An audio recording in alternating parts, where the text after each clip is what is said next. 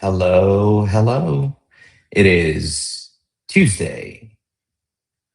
Yeah, it is Tuesday, February 17th, 7 p.m. on the East Coast of the US. Hope everyone is doing great tonight. I'm sure I was going to say if you're just joining us, but if you're just joining us or tuning in, please say hi in the comments. Let us know where you're from. Hi, Nathan. Good to see you. And as always, we like to get people get situated and take a couple minutes to let people get in, get comfortable, grab a virtual snack, and we'll get started shortly. But please say hi in the chat. Let us know you're here. And by us, I mean me and where you're from. And I'm trying to think of I thought of a good intro question um, from before. I can't remember it. So we'll go without today. If Cash arrives, I'm sure he will have an idea or so. In the meantime, we can play some stock tunes. Let's see here. What do we got? Some good waiting music. Maybe this.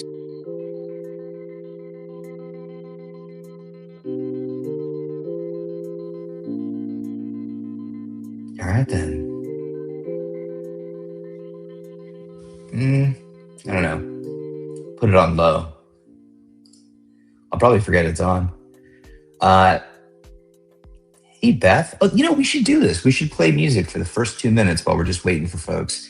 Hey Beth, it's good to see you. Hi Jane, it's good to see you too. Um, Hi from Toronto, daughter of Zion. It's good to see you. Um, so what is the Jane? What's the weather like where you are? Deirdre, good to see you, Deirdre. If you're just joining us, please say hi. We've got some smooth whatever it is that came with StreamYard. But if you're just joining us, please say hi. Let us know where you're from. Yeah, we'll get started momentarily. Yeah, I'll bet it's cold because you're in Washington State, right? Or DC? Hi, Rebecca Joe.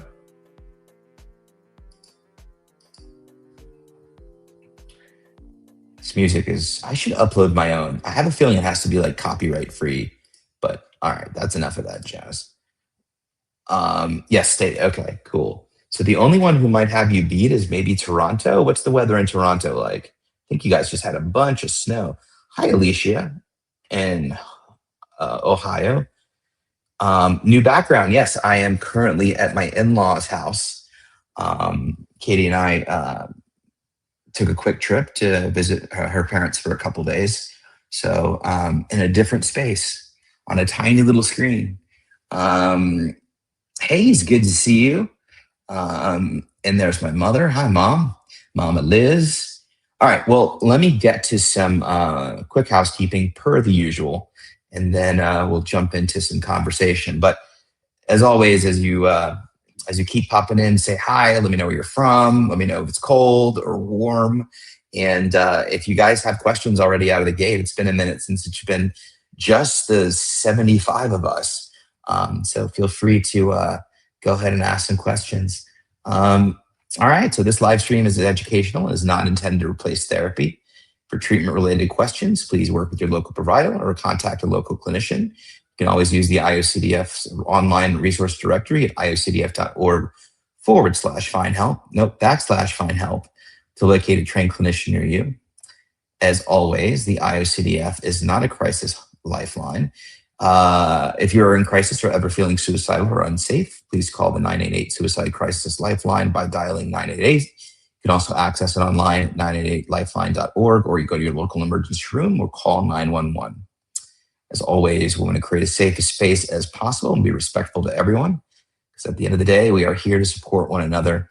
And note, this is being broadcast on all the social media platforms and is being recorded. So keep that in mind as we share and talk about deep and personal things, or not. We keep it light and fluffy. It's 3 Celsius here. That sounds cold. I'm bad at converting, but it sounds cold. Oh no. I do this all the time. It's February 17th. I thought it was the 18th. I've been writing the day. You're the rabbit. That's right. It's the beginning of the wait, fire horse. I don't know. I'm not Somebody educate me, right? We just switched into a new Chinese New Year. Yeah, I think it is like the fire horse, and we're all shedding for the last. I don't know. Somebody explained it all to me, and I didn't listen. So if somebody wants to explain what today is in terms of Chinese New Year, I think something's happening and it's very exciting. Um, Hi, Rebecca Joe. So Rebecca has a question, which is sorry, one second.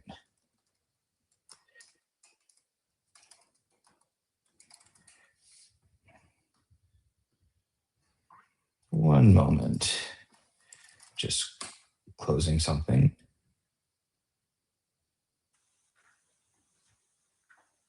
Okay. All right. Apologies. Um, was Snake Year of the Horse? I thought it was the Year of the Horse. I think it's the Year of the Horse too.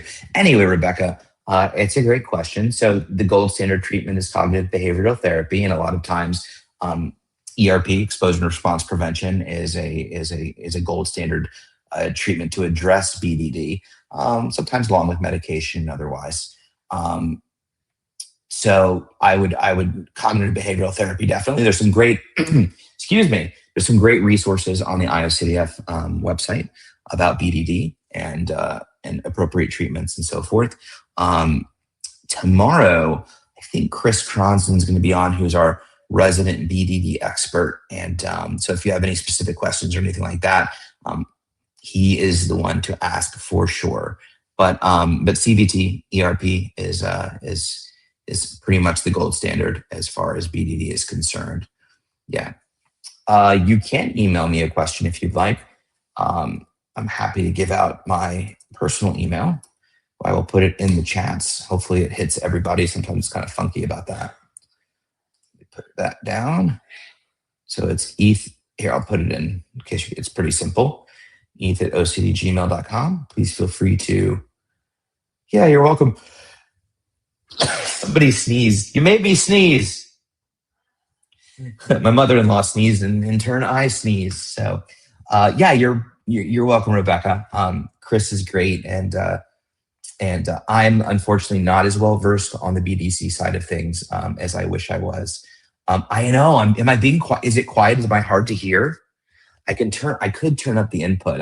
I'm trying because they're right there. So I'm trying to be. We have an office downstairs, but of course, Katie gets the office because she's also doing a live stream somewhere else. She's abandoned us. So let me see if I can. Can everybody hear me? Okay, I can talk a little louder for sure. Let me see if I can get the input. Let's see here. AirPods, reduce mic, automatically adjust mic volume. Let's see here. Okay, is that better?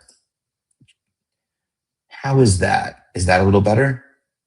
Testing, testing. 1, 2, 3. I'm still talking at the same volume, but I think that should be better.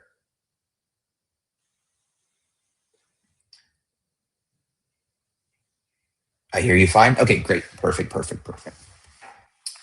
Um, so how's everyone doing tonight? How are you? It's been a minute since it's just been us.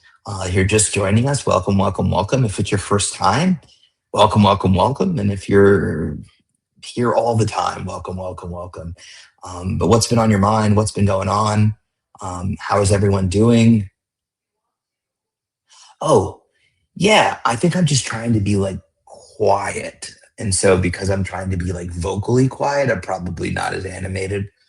Um, Sounds like you're very low key talking. I think my mom was pretty. I don't think she knows that low key is like kind of the in saying right now. My email's still up. So she sounded really hip just now, unintentionally.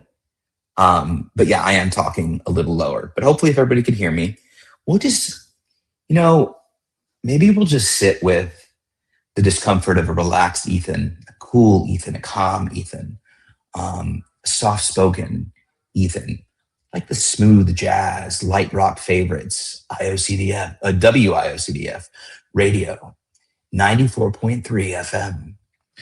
All right. So, how is everyone? Fill me in. What questions do you have? How's everyone doing? I guess we're in the middle of February.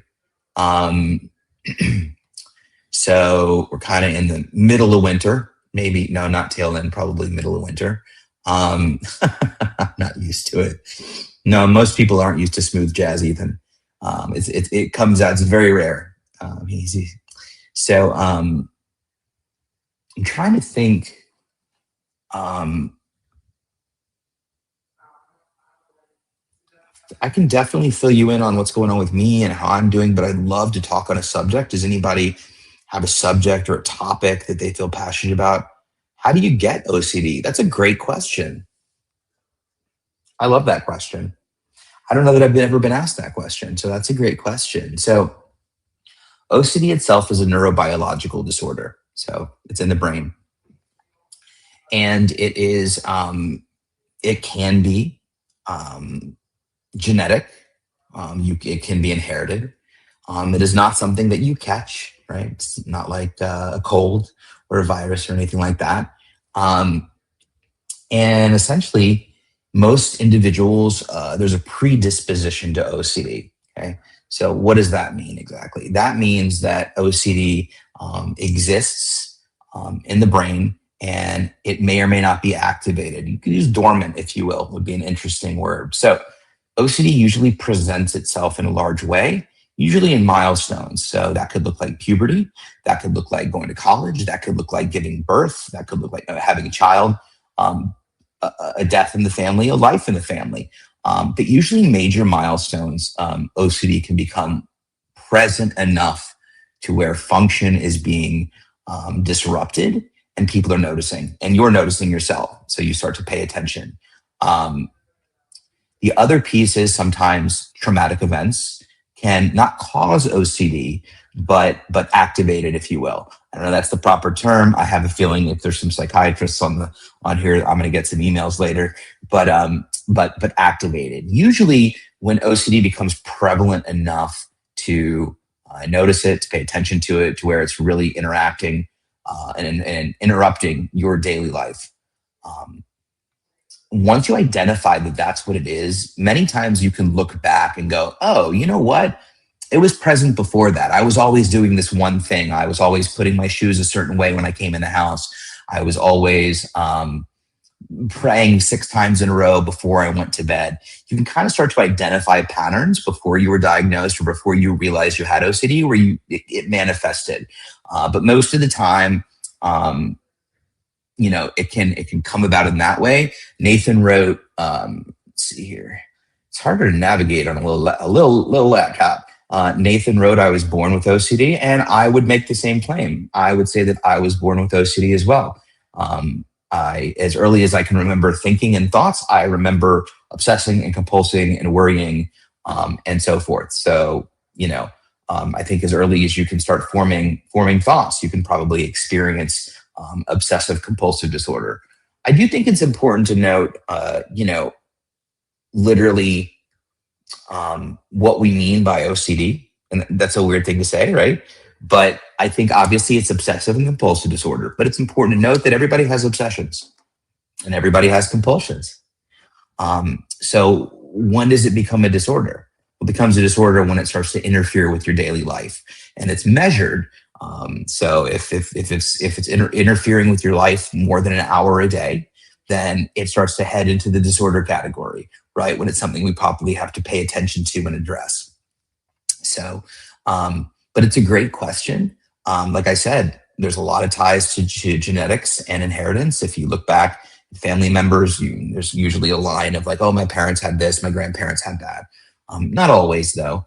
And I want to be cautious because a lot of people think that trauma can cause OCD. If you had a head injury or something like that. I know that trauma again can activate. A lot of individuals, start to get OCD or notice OCD tendencies when they're in a traumatic event or experience a traumatic event, whether it's injurious or otherwise. But I don't know that literally a trauma can cause it if there wasn't already a predisposition. Of course, you wouldn't know if there was already a predisposition, but in short, that's essentially it. So, in some ways it's genetic, a lot like cancer, right? We can't catch it. We can't catch it shaking hands or making out or sharing food, but there's certain genetic predispositions to getting it, and a lot of environmental factors and so forth and so on. So, it's a fairly analogous comparison to it. So, great question. I like that. Um, Yep. So yeah, exactly. OCD due to trauma. And again, whether it is caused by trauma or simply activated by trauma, there may be some new research out, and I am definitely not the end all be all in terms of what is and isn't. I don't know, but I do know that traumatic events can definitely um, activate OCD. Beth said when she was 11. And hey, Robert Spence, good to see you. Good to see you. Um, Nathan. Growing up, I didn't know that my terrible behavior was abnormal. Yeah, and I think that's very similar for a lot of folks, for sure. Phyllis, good to see you. My first memory of OCD was at age 4 or 5. I relate to that. Probably around preschool was when I started really worrying about specific things. Um, After you got hit by a 2x4, I started experiencing odd things, thoughts, etc. Ooh, Beth, I didn't know that. Yep, I was bad years ago, and that makes sense. Um, Ethan said a few years ago the trauma. Yeah, I will caveat that, but by saying I think so. Definitely that trauma and OCD tend to um, be together when somebody experiences a traumatic event. It can manifest. Maybe that's a better word than activate. Manifest, but as far as the actual science behind it, that'd be a great question for tomorrow's crew. And I can also do some research myself and let you know. Oh my. Okay, there we go.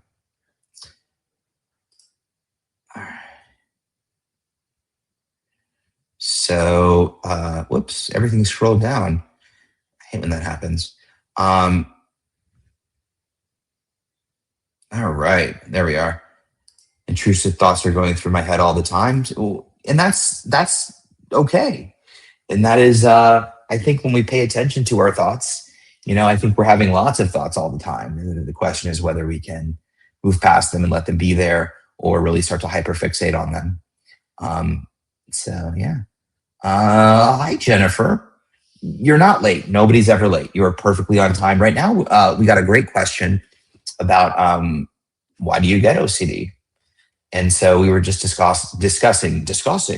We were just discussing when people got it, why people get it, and sort of the lineage of OCD. Easy listening, Ethan. I like it. I'm in for that. Um, oh, everybody's already answering your question. You guys are always ahead of me.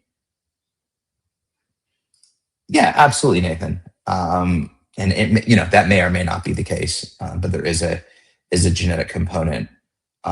Yeah, if Cash hasn't been here in a couple weeks, maybe we should reach out. I'm sure he's fine. I'm sure he's fine. All of our having thoughts now about it. I'm sure he's fine. But yeah, Jennifer makes a great point. Mine was triggered by my brother's death when I was 15. So there we go, a traumatic event for sure. Um, Alicia writes, do you think being cheated on would do that? And I would say absolutely. Um, I think that, trauma, using the word trauma is subjective, I think, in a lot of ways. So, I would never say that is or was or wouldn't be a traumatic event, but obviously a very emotional event, probably very traumatic. And also, I don't know, Alicia, how your OCD manifested, but if it was like relationship OCD per se, that would make a lot of sense, right? Or if it wasn't even. So absolutely, something like that where you were cheated on and just having this intense traumatic emotional reaction to a situation, that makes a lot of sense. I'd be curious if you'd be willing to share what you're so OCD attached to when that happened, if you don't mind. Um, oh, Enoch, hey, baby dolls, what's up? Um, let's see here. I was experiencing quite a bit of stress. Boom, an intrusive thought came into my mind. And that is so common. It feels like there's a lot of people, for those of us that identify more with being born with it, I don't know. So I'm sure Nathan can relate. I don't know necessarily that I understand this, but I think a lot of people can look back and go, what life was like before and what life was like after. And a lot of people identify as like totally fine. And then one day I just had this thought, or one day this thing happened. And then all of a sudden, everything changed. And that's a very common story within OCD and having OCD. So I think that makes a lot of sense. A lot of sense. Beth, panic attacks at 11. The doctors didn't know what was wrong with me, so I thought I was going to die. Health OCD first. Me too. Me too. Health OCD for sure. Jennifer. Jennifer had a horrible week last week. Literally just gave into compulsions because it was the easy route, not the smart route, but the easy one. I think you need to give yourself lots of love and compassion and grace around that. I've actually been, my OCD has been really, really loud the last couple of days. Now, granted, I am in the middle of doing trauma therapy, and we're going through times in the past where OCD was really aggressive before I got better. So I think it would make sense that I'm kind of back there. So when I have a thought, it feels really intense right now. But I did notice the last couple of days, and I've given in a little bit too. I think that is part of the process. Jennifer, the fact that you recognize that and recognize that that probably isn't the route to go, I think we can give ourselves lots of grace and self-compassion and then choose to not compulse moving forward and do the best we can there. It's not a perfect science. The fact that you're here and you're talking about it, I think is awesome. But I'm sorry you were struggling last week.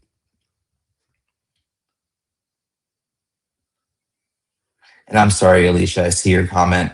And I don't want to trigger anybody, but yeah, yeah. And I think that's really, I think that's really challenging. So from what it sounds like, you had quite an experience, and yeah, I think that it's really reasonable to say that could have manifested or activated the OCD in a way that became, thank you, Alicia, in a way that became really dysfunctional. Does anyone know any tips for falling asleep at night? I struggle to disengage from rumination. I find my dreams are so vivid and obsession filled, already on meds and an ERP. Great question. I'll let the chat answer, but I'll weigh in on it too, for sure. So I actually really struggle with sleeping. And I've had insomnia a lot. I don't know that my thoughts aren't as loud as they used to be when I go to sleep, but sleeping as a whole has been really challenging. I think, first of all, creating a good sleep hygiene. Actually, Chris also, I'll just compliment Chris all afternoon or all evening, but Chris has some really good info and suggestions on sleep. But first thing is sleep hygiene. So what are we doing before sleep to prepare for sleep? What does that mean? It means maybe we don't eat 2 to 3 hours before bed. Maybe it means we're not on devices an hour before bed. Anything that stimulates your brain. Maybe we're doing something boring, listening to soft music, not engaged in an action-packed TV show. Maybe watch something calm or lightly funny.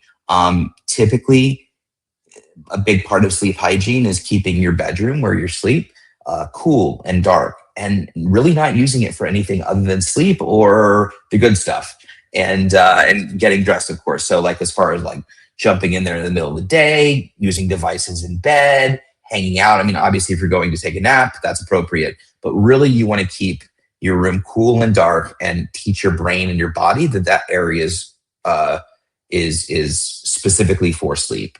And I did that for a while, and it was really helpful because I would walk in my room and just start to yawn immediately. So as far as sleep hygiene, those are some initial tips and tricks for me. The try not to stimulate my brain with really intense activity. The devices, cutting out devices before bed was really helpful.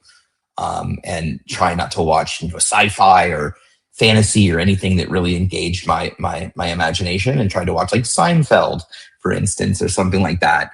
I think meditation can be really helpful for falling asleep.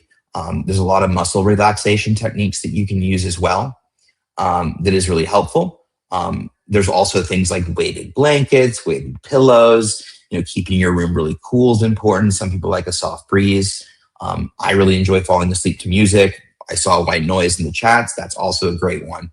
As far as the rumination goes, that obviously is the more challenging piece. And I think the willingness to let those thoughts be there and fall asleep anyway, without feeling responsibility to pay attention to those thoughts. And I know that's way easier said than done, but I think that is important as well. Trying to think if there's any other sleep tips and tricks I can tell you. Obviously, there's lots of supplements. I'm not going to say that any one does or doesn't work, but you guys can, ask a professional, your doctor, or something what might all natural or otherwise might be helpful for you to help sleep.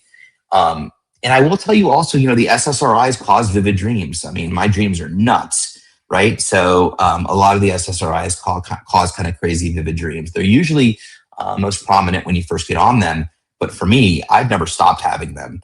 So I relate to the crazy dreams as well.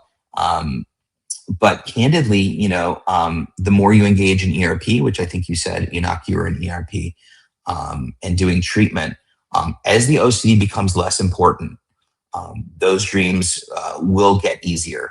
I'm sorry, the dream-filled compulsions and ruminations and so forth will become more manageable. And so, and just like anything else, right? If you're focused on something, you generally or oftentimes dream about it. So as the OCD becomes less important. The other thing is, if you're having trouble falling asleep, the general rule is don't lay in bed more than 20 minutes. If you're not falling asleep, get up and do something. That doesn't mean get up, play video games, do anything stimulating, reading a book, watching a boring show, something. I actually found, and I don't know if anybody relates to this, but when I was struggling to sleep more recently, I became sort of really nervous about falling asleep because I was having a lot of anxiety. So I worked with my psychiatrist, and I found going to bed much later and getting up earlier was really helpful. So less time, obviously if I go to bed later, I was typically trying to go to bed at like 10 or 11. So I was now going to bed at 1 or 2, right? So I was way more tired getting into bed. So I'd fall asleep sooner, get up at the same time around 8 or 9 o'clock, and then rinse and repeat. And over time, I started bringing my bedtime back to a more reasonable hour for me. So anyway, those are some initial things that I think worked for me and I know worked for other people. Hopefully that was helpful enough, but you're definitely not alone in that.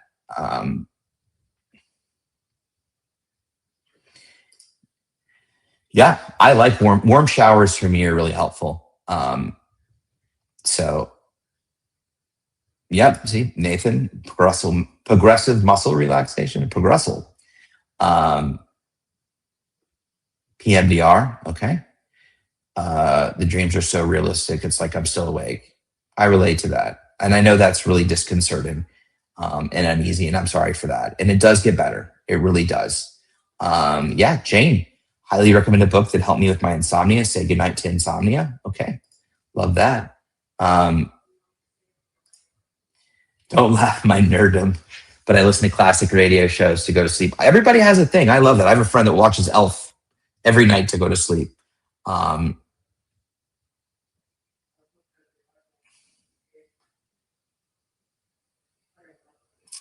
Let's see here. Jane, my OCD started attacking my sleep patterns. Absolutely.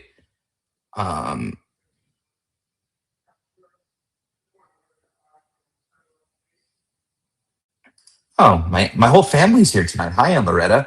YouTube in a nutshell has a good video on how to manage intrusive thoughts, for example. Try to do them in different voices. Yeah.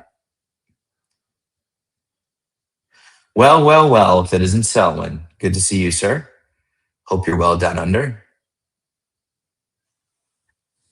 And that is the other way to look at them. Yeah, the SSRI dream. We don't talk about that much here, but I think that's a conversation to have about SSRI dreams. They're definitely trippy.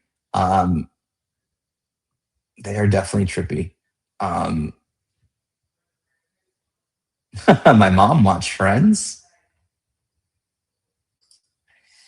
and I will say I see that. Yeah, see that a lot of people are talking about medication. I always like to be careful with medication. Obviously, feel free to discuss it in the chats. I won't weigh in, and that medication. I'm not a psychiatrist, number one, and number two, you know, everybody responds differently to medications. So what works well for somebody may not work well for somebody else.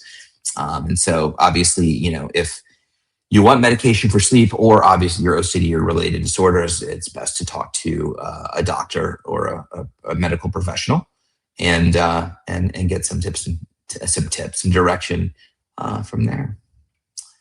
All right, I actually made it down to the comments. That's very exciting. Any other questions tonight?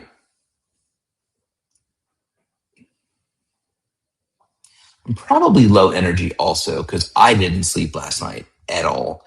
I had a stomach ache, so I was up all night. So probably why I'm a little lower key. Schitt's Creek.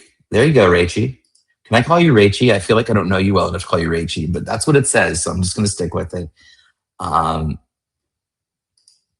It's funny though, for me, like Katie and I watch reality TV a lot, and I will tell you, reality shows, like the weirdest ones, give me the worst nightmares. Like it's so strange. I used to watch, fantasy or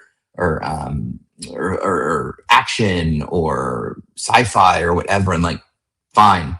But Katie and I will watch 90 Day Fiance, and I have the worst nightmares. I have no idea why that specific show makes me dream really horrifically, but it does. So I don't know if anybody else here can relate to terrible nightmares due to reality TV. Please let me know that I'm not alone. I would appreciate that. Yeah, and that is true. Nathan writes, meds and therapy keep me fairly well stabilized. And research has shown that combination of medication and treatment is most effective. That doesn't mean it's right for everybody, but it is extremely effective and has been for me.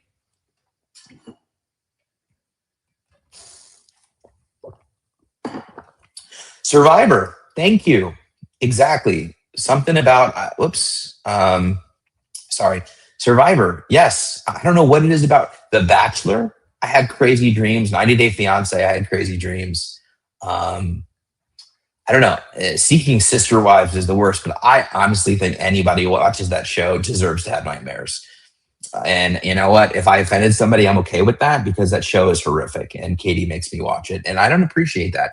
Where's the conference this year? The conference is in Seattle, Washington, which is super exciting. So the conference was supposed to be in Seattle summer 2020. And that was a rough year. If some of you know what happened, COVID. So it was canceled. So I've never been to Seattle. I'm super excited. It's in Seattle and it's circled back around. So yeah, it'll be in Seattle. I think July 11, 12, 13, something in there. That second week in July. So yeah, it's going to be awesome. I used to use rain and thunder sounds to go to sleep, but then we had 3 days of rain. I woke up after 26 hours. You're funny. Selwyn, you got jokes. I used to use sound effects.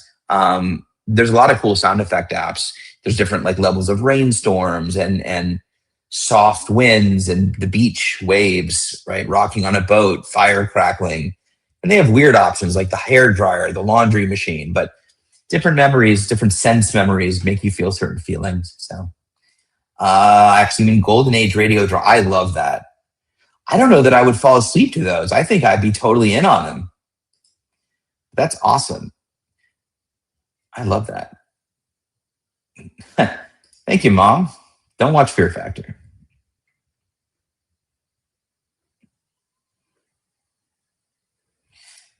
No. I know. I was giving you crap. You're here. You haven't been here in a while, so I have to give you something. That's amazing, though. That's and sort of hilarious.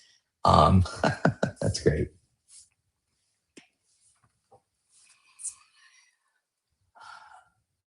So I wanted to ask how. So winter time is usually a really challenging time for individuals with OCD. How are you all managing right now? There is a new Fear Factor with Johnny Knoxville as the host. Something about a house or something like that. Oh no. Enoch wrote, be careful with YouTube sleep music. I once woke up to one where someone had a chainsaw sounds in the middle as a joke. Yeah, that's horrible and probably terrifying. Fine. Oh, see, I'm so inappropriate. It is summer in Australia. So, well, do you find summer so when you screwed up everything? No, I'm just kidding. But for those of you in the winter, but obviously, how are you doing?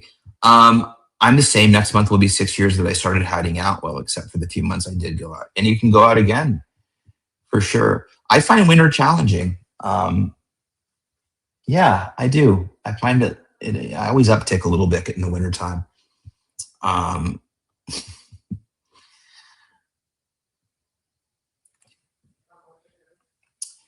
and if you don't feel like commenting today, I'm doing okay. We still have intrusive thoughts, but I've learned to let them go and not dwell on that thought. I love that. So that's a non-engagement response, and that can be really effective. Um, so great job, Alicia. I think that's awesome. Um, I like non-engagement response. At a certain point, yes, you want to do ERPs and you want to, talk back to the thoughts and be willing to experience them and the possibility of them happening. But at a certain point, I find really helpful to just thank my brain for it and move on and get into something else. And when it pops back in my brain, just say thank you. That was very nice, and keep diving into something else. So, yeah, it does take a long time to do that. It is definitely a skill that is honed over time. I had coldest winter I've ever. It's been cold everywhere, for sure. Fall and winter are my fave. Spring isn't too bad, I guess. Oh, Nikki Bradley in Ireland. Good to see you, Nikki. We have the full international contingency here. This is super exciting. Jennifer wrote, I already said this last week was bad. Honestly, I hope winter is to blame. I'm so depressed and I thought I had OCD nailed, but Lord have mercy. It likes to make sure I'm well aware I always have OCD. I think, and I think I said it before, but I think we really have to give ourselves, OCD is a roller coaster. It just is, you can feel so far away from it in terms of managing it. And then you realize you feels like it's right on your doorstep. And it's such a weird feeling because you felt like you really had it licked. I like to take the approach, that I'm going to be optimistic, hope for the best and plan for the worst. I think that the nature of OCD is that it comes and goes, it waxes and wanes for most people. This is not everybody's journey, but it is a large number of the individuals with OCD's journey, right? And I think it's important to recognize and give ourselves grace and permission to struggle. I think it's okay. I know it's okay. It's absolutely okay. Hey, Ash. And what does that mean? It means that for whatever reason, even if you're doing everything right, OCD gets loud. And sometimes we listen to it. And sometimes we engage in compulsions or avoid or ruminate. I mean, those are all compulsions, but you get what I'm saying. Or go to bed. And it could be a day, it could be 2 days, it could be 5 days, but that is the nature of the disorder. And if we really give ourselves a hard time and beat ourselves up and feel like failures, that really perpetuates that loop instead of acknowledging that, again, that is the nature of OCD. It doesn't always take an emotional event or a good stress or a bad stress or a trauma or something intense. These are crazy, crazy times. A lot of things are happening all over the world. There's a lot of anxiety. And sometimes the anxiety isn't obvious. I struggle with that.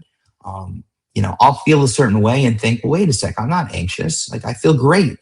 Anxiety is subconscious a lot of times. It's under the radar. It's under the surface. And for me, I like to pinpoint why I'm feeling a certain way. Okay, I'm nauseous today because X, Y, and Z happened. I have this big meeting tomorrow. I have a presentation. I'm nervous about doing something. It's when I can't pinpoint it that I get really nervous about it.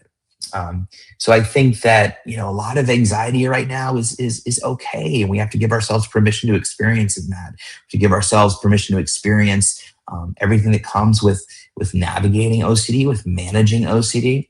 That is the chronic nature of it. It is incurable. And we hope that we go much longer, without thinking about it than shorter. But when it does rear its ugly head, the quickest path back to where you were was to simply be okay with that fact. Give yourself permission to have made a mistake or compulse or engage or whatever. We only have enough ability. This is my own opinion, but I think some of you or many of you will agree is we only have enough ability to manage so much stress, right? If we're dealing with work and we're dealing with home and we're dealing with relationships, and then your OCD kicks up, something has to give. Something has to give sometimes. And sometimes it's the OCD. Sometimes it is okay. As long as we recognize what we're doing, we know that we don't want to be doing that, and we find a way to cope in a healthy way, eventually getting back to our ability to resist compulsions and engage in value-driven activities. So, for those of you that find yourself back in a dumpy situation, please recognize that it is so okay. It is so it is absolutely part of the OCD process, and you are along with everybody else in terms of this ride. And the minute we start to accept that you didn't do anything wrong, that you didn't mess up, that it isn't your fault, your brain's not broken, when you start to accept all of those things, that duration of time where you're really struggling starts to go down. So, and then you start to say, look, I'm going to have a blip on the radar at some point and I'll deal with it then.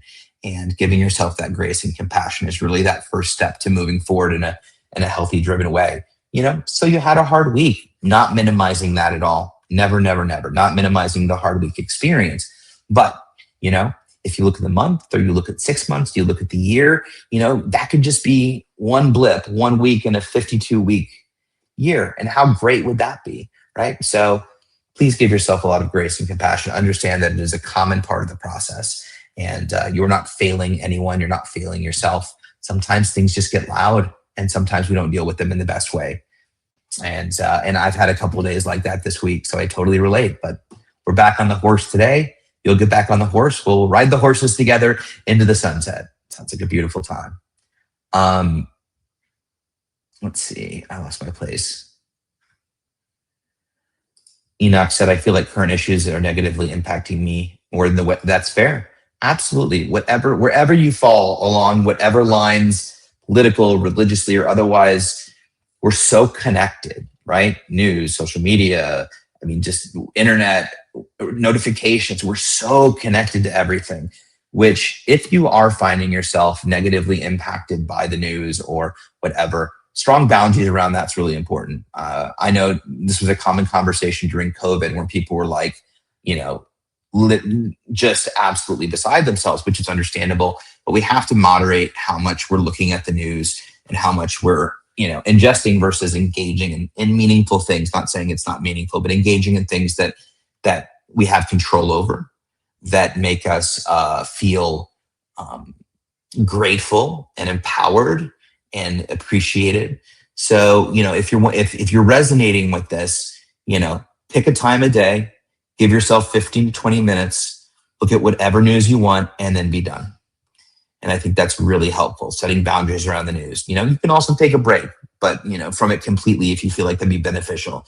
But if you feel like it's really getting you down or has you really, really provoking your anxiety, and you notice you're going to it a lot, you're reading, you're watching everything about it, pick a 20-minute time period of the day. That's your news time, and then be done. But you're definitely not alone in that, as Robert Spence has just said. Same here. Okay, well, apparently everybody's ahead of me. And so it related. It must be something like the position of the Earth at this time. DBT and CBT help me some, absolutely. Living in spite has been my motto, my modern motto, but it's harder on certain days for sure. Absolutely, Ash. Absolutely. I love that motto. I always say acting as if, living in spite, right? In spite of, I should say. I think we just do the best we can. And Phyllis, winter is laid back and cozy. I love that. And it can be for sure. Aw, thank you, Jane. I appreciate that. Jennifer writes, does anyone else get scared that when it gets rough, this is the time I won't come back from it. It almost killed me 3 years ago, and I've never been that bad again, but I get scared. I'm going to share something personal. So, and yes, I do allow myself to feel guilty for having OCD. Well, no, I didn't say you should feel guilty, because I don't know. I don't know that we didn't ask for this. So, guilt suggests that we did something bad, and you having OCD sucks, as it does for me and everyone here. I wish that wasn't the case. But we didn't do anything bad to get it. So I always want to be mindful of that. I think feeling guilty is a common feeling. So I'm not at all suggesting that you shouldn't have that feeling. I'm just suggesting that the reality of what guilt means and having guilt around having OCD, we might want to reframe what that looks like. But, this really resonates with me specifically this week. I touched on it earlier, and I'll just say I've been in trauma therapy, and I have been working a lot on my own OCD journey that led me to the point in my early 30s where I was completely bedridden, unable to function, and started my 1.5 year journey of getting better through all kinds of crazy ways. And we've been sort of going over my deepest, darkest times, and I talk about them a lot,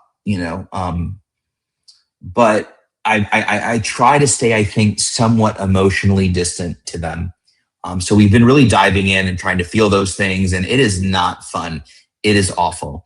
But I will tell you, Jennifer, that since I've been doing that, obviously my thoughts are very much in that period of time. So lately, and it's been a while, when I've been having sort of OCD thoughts and intrusive thoughts, I start to think that same thing, which is, what if I go down that path again? What if I get to the same place? What if I go back to where I was before? What if that happens? And it's a really scary thought. Or as you said, because I know you mentioned you weren't feeling good last week, what if I won't come back from it? Which is also an extremely common thought. So let me give you some reassurance without giving you reassurance. I think that it is important to, no, I don't want to start with that.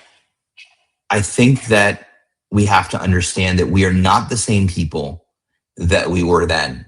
We are not. Doesn't matter where you are in your journey. We are not in the same place. Maybe you have had therapy since then. Maybe you didn't know about the IOCDF since then. Maybe you have a support system in place of family and friends and professionals. We are not the same people, and we are not defined both by those periods of time. I am terrified that one day the switch is going to go and I'm going to end up right back to where I started. That's what I've learned recently. I am terrified of that happening. But I just don't think that's possible. On one hand, I think, well, my mind is capable of doing this thing. And on the other hand, I'm not the same person. I have all these skills and all these tools and all of these things and all of these people in this amazing community. And Jennifer, you're here today and you're commenting and you're talking about your experience. Would you have even done that 3 years ago? Right? We're already behaving in a way that is not the same as we behaved before.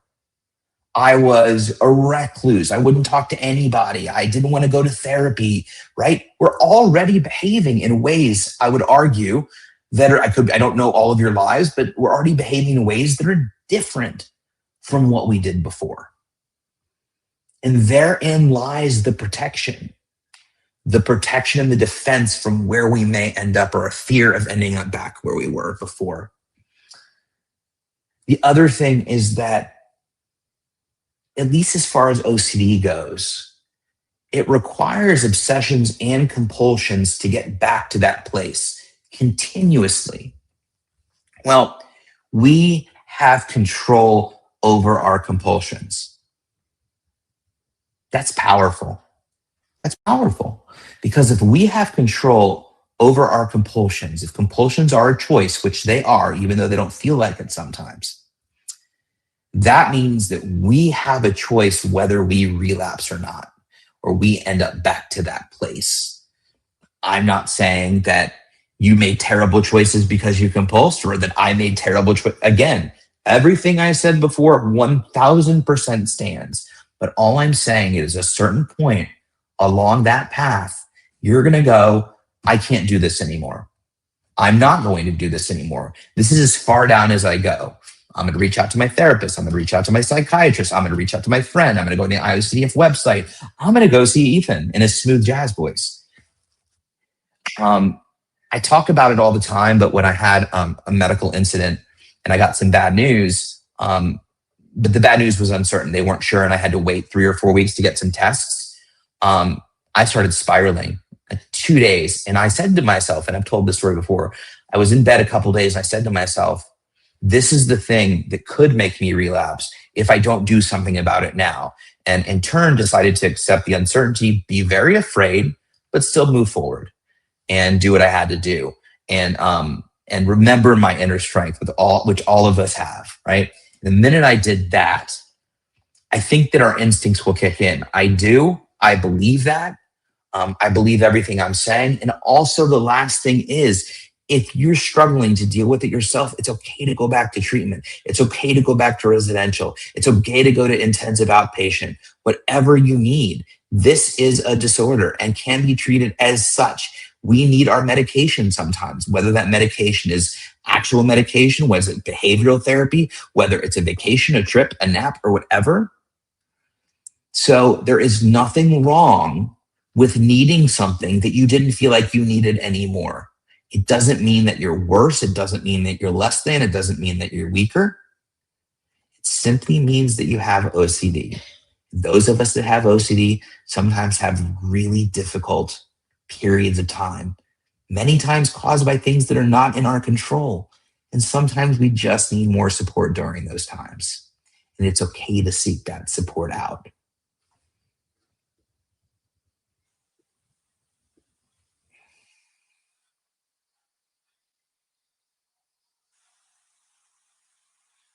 Hmm.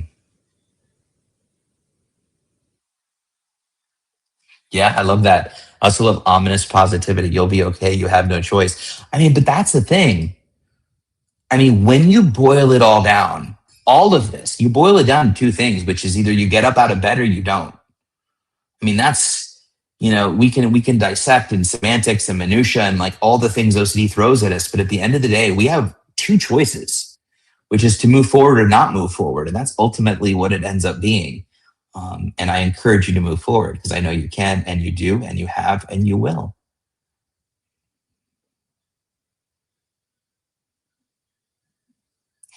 Good insight, Ash. Thank you. What helped me with guilt and self loathing was objectifying my OCD and diffusion to separate the disease from my core self. It is not your identity. You are not your OCD. People with cancer aren't cancer. They don't say, I am cancer. And I know that the media and everyone around the world, I'm so OCD, that really doesn't help us with the separation from identity. But, you are not your OCD. You have your own identity. And when you start to pull away from OCD, when you start to work on it, your identity starts to creep up, not creep up, but starts to bubble up.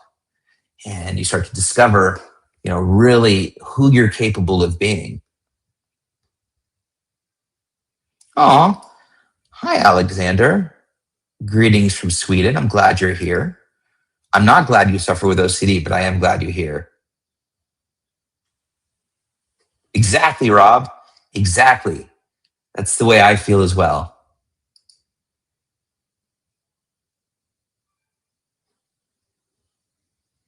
Absolutely, Ash. Every step, no matter how small, is a step towards change and recovery. Even just lurking on the alive can be a step worth celebrating. Absolutely. We have control, but we don't have control over when, then, come, and the speed they. Absolutely, that is true. We don't have control over the thoughts. We don't have control over the obsessions, but we have control over how we respond. We have control over our focus, and we have control over our behavior. I'm not saying just because we have control means it's easy. It's not. It's not easy. But knowing that we hold the power, much like He-Man, is a powerful sentiment, statement, notion. It's empowering.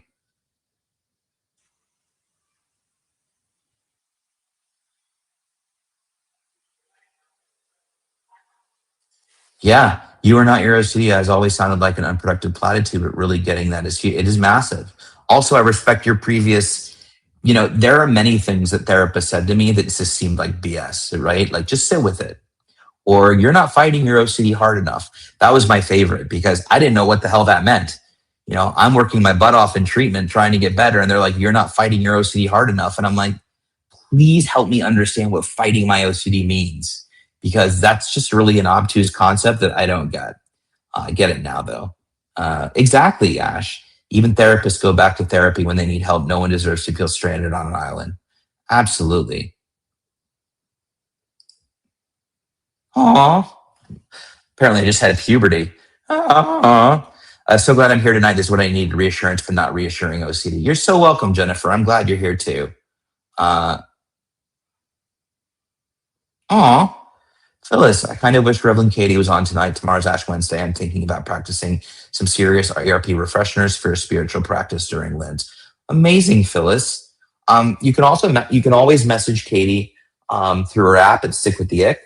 If you're a member, if you're not a member, you can download it for free and message her if you'd like to. She's actually doing a training right now in the other room for some folks in North Carolina.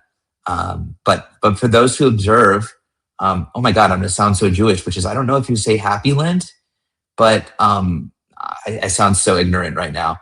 But I know that is starting the season. I just went to church with Katie too on Sunday, and I learned a lot. I don't think I'm saying any of this right, but much love coming your way.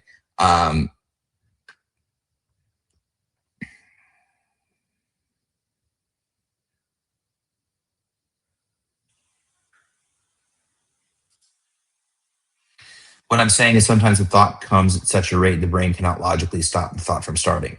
Fair, fair, Selwyn. But I would also argue that the job is to stop. And this may not be what you mean. You're going to be like, I shouldn't have gone back. I'm waiting another 8 months. But you may not have meant this, but just to clarify, like the goal is to stop the thoughts. But I understand like when they start to just invade your mind, it can be so hard to think or focus or do anything else except react and respond. And I totally relate to that. Simultaneously, understanding that we don't have control over our thoughts and the speed at which they come, being willing to distract, being willing to accept that and not resist it, being willing to just kind of wave at them and say thank you, starts to quiet them. The more we're like, oh my God, I'm being bombarded. I don't want this. I don't want this. I don't want this. The more they're going to keep firing at us. So it's very counterintuitive, right? But simultaneously, I totally understand what you're saying and agree. I think Cash is probably okay. Wait, did somebody say something? Oh, they're on vacations. Okay. Are they on vacation? I didn't read everything. I'll have to go back. I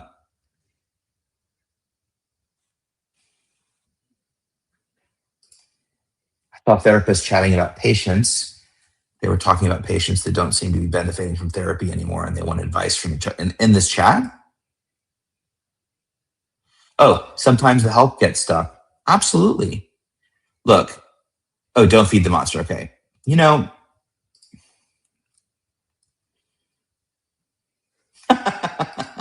me too, Nathan. But I love him nonetheless. I do love him. I'm sure, you know what? We're going to embrace the uncertainty. We're going to assume Cash is doing great, visiting friends, visiting family, on vacation. He's having a blast. And until we hear otherwise, that's what we're going to assume. Oh, unless somebody knows something that I don't know. What I was going to say real quick was, you know, sometimes the help gets stuck. I like that saying, Beth. It's not a perfect science. And just because ERP is the gold standard doesn't mean that you go do ERP and it works for you. Because guess what? It didn't work for me the first time. I wish I could tell you that it was, you know, one size fits all and go do this thing, but it's not. It depends on the provider. It depends on your frame of mind. It depends. It's nuanced. you know? Same like pretty much any other treatment, right? Not one dose of chemo helps, not the same dose of chemo helps everyone with cancer. Everything is formulated and tested and, and one day you're feeling good and the next way you feel terrible and they have to change it and tweak it. Whether it's a medication or behavioral treatment, it's exactly the same. The reality of it is we as the individuals lived experience have to both take into account whether we're happy with the treatment and simultaneously how much we're surrendering to the treatment, how much we're giving in and reassessing and having conversations and realizing that just because ERP didn't work the first time doesn't mean it won't work the second time. Or maybe you need dialectical behavioral therapy or acceptance commitment therapy before you engage in an ERP. Or maybe you need to get on medication, or maybe you need to go to a support group or talk to other lived individuals, other individuals living with OCD.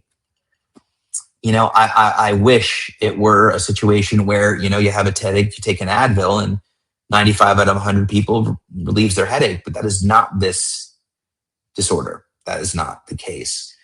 I know that can sound disheartening, but again, I urge you to think about all the other things that require investigation and testing and trial and error, educated trial and error.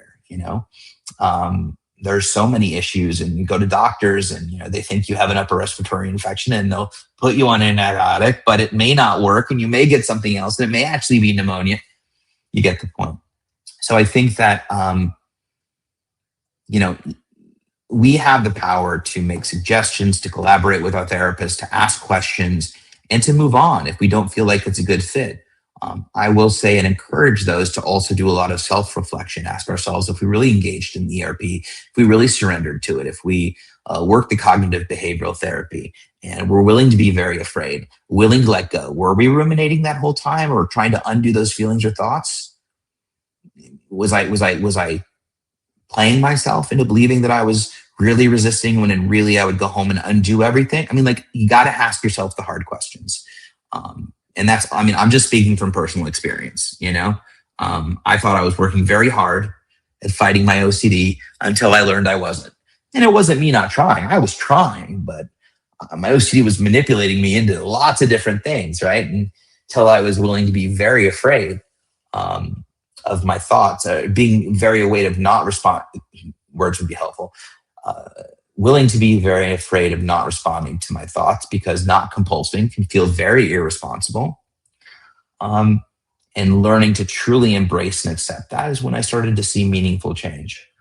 And I always encourage people to really reflect and think back on, how they approached and what they did, and give it another try if they didn't, and just take a closer look at everything. I think it's worth it. Thank you, Alicia.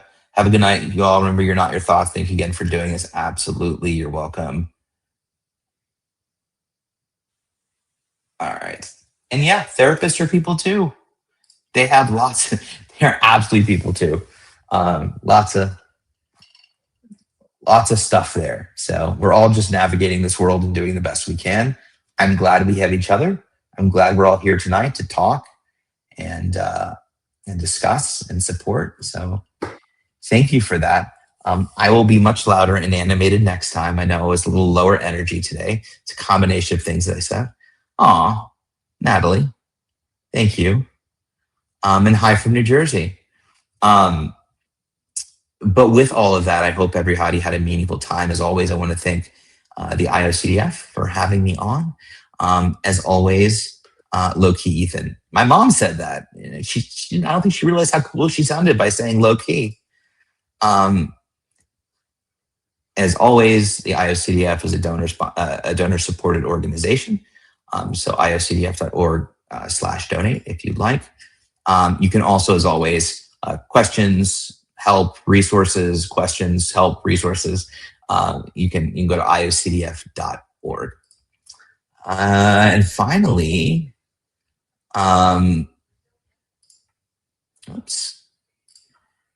thank you so much. We have another community conversations next week. I've checked the schedule. It'll either be me, Katie, and a lot of people. But I hope everyone has a great night, whether it's summer or winter, or you're on a different planet. We love you. We're glad you're here. Stay safe, stay vigilant, feel the feels. Don't let OCD off the hook. And we'll see you next week. Have a good night.